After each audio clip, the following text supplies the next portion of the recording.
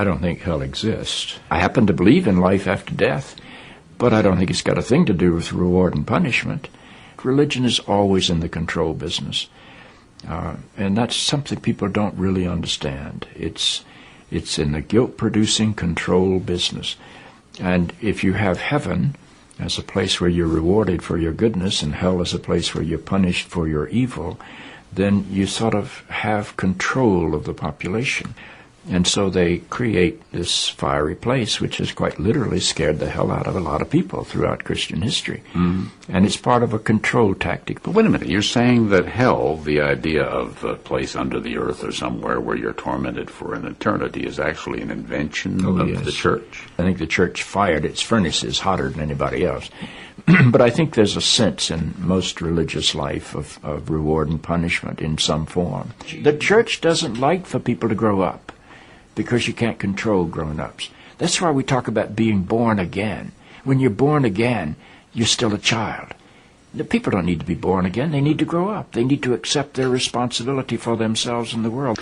What do you make of the theology, which is quite prominent these days in America, which is that there is one guaranteed way not to go to hell, and that is to accept Jesus as your personal Savior? Yeah, I grew up in that tradition.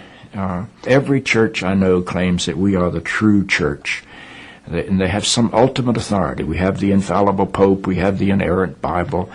The idea that the truth of God can be bound in any human system, by any human creed, by any human book, is almost beyond imagination for me. I mean, God is not a Christian.